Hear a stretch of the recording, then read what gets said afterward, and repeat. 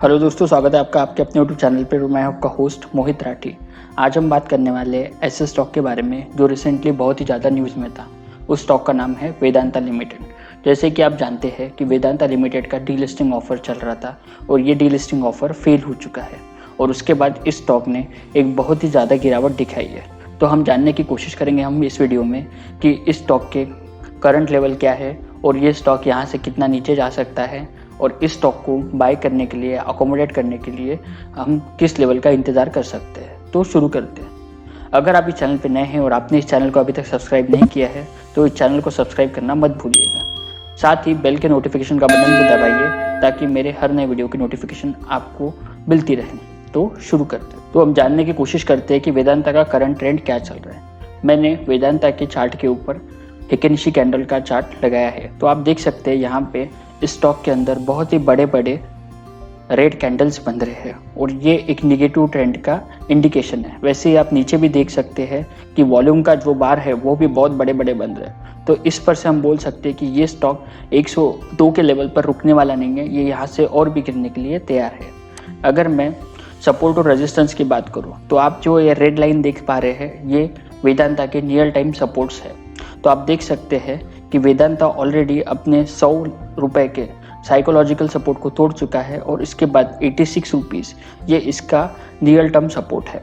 अगर ये स्टॉक इस सपोर्ट को भी तोड़ देता है, जो कि मोस्ट प्रोबेबली हमें लग ही रहा है, तो ये स्टॉक यहाँ से 60 रुपीज़ के लेवल को भी टेस्ट कर सकता है। तो ये है वेदांता के रियल टाइम रेजिस्टेंस। इस स्टॉक में ये है वेदांता के रियल टाइम सपोर्ट्स। हम इस स्टॉक में रेजिस्टेंस की बात करेंगे नहीं, क्योंकि ये स्टॉक एक अपने बहुत ही बड़े डाउन ट्रेंड में चल रहा है और डीलिस्टिंग के बाद ये स्टॉक यहाँ से ऊपर जाने की पॉसिबिलिटी बहुत ही कम है। हो सकता है कि ये स्टॉक 86 या फिर 83 के लेवल पे आके यहाँ पे थोड़ा सा रिट्रेस हो, लेकिन ये अपने एक बहुत ही बड़े डाउन ट्रेंड में है और हमें यहाँ से देखना पड़ेगा कि ये स्टॉक किस लेवल पे टर्न लेता है। अगर मैं वेदांता के स्टॉक के ऊपर फिबोनाची सीरीज को ड्रॉ करूं तो आप देख सकते हैं कि वेदांता में 78.6 ये लेवल 83.90 मतलब 84 के लेवल पे आता है, जो कि हमें सपोर्ट एंड रेजिस्टेंस में भी दिखा है। और 61.8 का लेवल 101 रुपए के लेवल पे आ रहा था, जो कि स्टॉक ने ऑलरेडी तोड़ चुका है। तो ये स्टॉक 83 के लेवल के ऊपर, जो कि हमें सपोर्ट और रेजिस्टेंस में भी दिखा है, उस लेवल पे आने को तैयार है। तो हमें 83.90 या 84 के लेवल पे बाय करने की थोड़ी चेष्टा करनी चाहिए और यहाँ से नीचे आता है तो हम 60 के लेवल पे इसको और बाय कर सकते हैं। अगर मैं वेदांता लिमिटेड के स्टॉक को निफ्टी के साथ कंपेयर करूँ तो आप देख सकते हैं कि जब से इस स्टॉक का डीलिस्टिंग अनाउंस हुआ है कि ये स्टॉक निफ्टी के साथ इसका बहुत अच्छा कोरिलेशन था। जैसे निफ्टी ऊपर जा रहा था, ये स्टॉक भी ऊपर जा रहा था, लेकिन यहाँ पे देख सकते हैं कि जैसे ही इस स्टॉक का डीलिस्टिंग फेल हुआ है, इस स्टॉक का और निफ्टी का कोरिलेशन ये 0 हो चुका है या नहीं के बराबर है। तो निफ्टी के मूवमेंट को हमें इस स्टॉक के मूवमेंट के साथ कंपेयर करना नहीं चाहिए अभी करंट सिनेरियो में। अगर मैं इसके ऊपर हमारे जो फेमस इंडिकेटर है इनको ड्रॉ करूँ तो आप देख सकते हैं कि MACD के ऊपर एक बहुत ही तगड़ा नेगेटिव क्रॉसओवर हुआ है और हॉलोग्राम के जो बार है वो भी नीचे की तरफ बन रहे हैं और वॉल्यूम भी बहुत ज़्यादा है। तो ये दो वॉल्यूम और MACD इंडिकेटर हमें एक नेगेटिव बायस दे रहे हैं इस स्टॉक के बारे में। लेकिन अगर हम RSI के बारे में देखें तो RSI अभी ओवरसोल्ड जोन में है। तो हो सकता है कि ये स्टॉक यहाँ से थोड़ा सा रिट्रेसमेंट दिखाए, लेकिन हमें उस रिट्रेसमेंट के जाल में फंसना नहीं है। और अगर ये लेवल वापस बढ़ते हुए 100 के लेवल को पार करता है तो ही इस स्टॉक को हमें वापस खरीदने की चेष्टा करनी है। अगर मैं इस स्टॉक के ऊपर जो हमारे मूविंग एवरेज है उनको ड्रॉ करूँ तो आप देख सकते हैं कि रेड कलर के लाइन में मैंने 20 डेज के एक्सपोनेंशियल मूविंग एवरेज को ड्रॉ किया है। ग्रीन कलर के लाइन में मैंने 50 डेज के एक्सपोनेंशियल मूविंग एवरेज को ड्रॉ किया है और ब्लू कलर के लाइन में मैंने 200 डेज के एक्सपोनेंशियल मूविंग एवरेज को ड्रॉ किया है। और आप देख सकते हैं कि इस स्टॉक ने अपने 20 डेज, 50 डेज और 200 डेज तीनों ही एक्सपोनेंशियल मूविंग एवरेज को ब्रेक करके ये स्टॉक अभी नीचे आ चुका है। तो ये एक बहुत ही बड़ा नेगेटिव साइन है और इस स्टॉक से हमें अभी दूर रहना चाहिए। अगर हम इस स्टॉक को बॉलिंजर बैंड पे देखें तो आप देख सकते हैं कि ये जो 20 डेज का मूविंग एवरेज है इसके ऊपर ये स्टॉक सपोर्ट लेके ऊपर जा रहा था, लेकिन आप यहाँ पे देख सकते हैं कि बॉलिंजर बैंड को तोड़ के और ये 20 डेज के मूविंग एवरेज को तोड़ के ये स्टॉक की प्राइस बहुत ही तेज़ी से नीचे आई है। तो और वॉल्यूम भी बहुत ही ज़्यादा है, तो ये एक बहुत ही बड़ा नेगेटिव साइन है। तो हमें अभी इस स्टॉक से दूर रहना चाहिए। अगर मैं ऑप्शन चेन के ऊपर देखूँ तो आप देख सकते हैं कि इस स्टॉक के ऊपर के लेवल देखने में तो कोई यही नहीं है, क्योंकि चेंज इन OI है वो बहुत ही ज़्यादा नेगेटिव है कॉल साइड में, तो ये स्टॉक यहाँ से ऊपर जाने के चांसेस तो बहुत ही कम है। लेकिन अगर मैं पुट साइड में देखूँ तो आप देख सकते हैं कि 80 के लेवल के ऊपर 12 लाख कॉन्ट्रैक्ट खड़े हैं और उसमें भी चेंज इन OI नेगेटिव है, -55,000 कॉन्ट्रैक्ट नेगेटिव है। तो हो सकता है कि 80 का लेवल भी तोड़ दे और आप देख सकते हैं कि 70 के लेवल के ऊपर भी 12,71,000 कॉन्ट्रैक्ट है और यहाँ पे उसका जो लास्ट ट्रेडिंग प्राइस है वो भी पॉजिटिव है और नेट चेंज भी पॉजिटिव है। तो यहाँ से हम बोल सकते हैं कि मंथ के एंड तक आपको ये स्टॉक 70 के लेवल के ऊपर दिखे, जो कि हमें अदर इंडिकेटर भी दिखा रहे हैं। अगर मैं इस स्टॉक के डिलीवरी परसेंटेज की बात करूँ तो आप देख सकते हैं 8 डेज़ के ऊपर 31% का डिलीवरी परसेंटेज है, 5 डेज़ के ऊपर 29% का डिलीवरी परसेंटेज है और 3 डेज़ के ऊपर 24% का डिलीवरी परसेंटेज।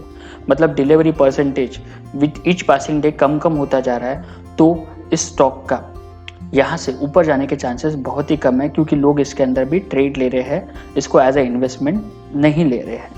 अगर मैं इस स्टॉक के स्ट्रेंथ्स की बात करूँ तो आप देख सकते हैं कि इस स्टॉक का जो कैश फ्लो है वो क्वार्टर ऑन क्वार्टर इंक्रीज हो रहा है।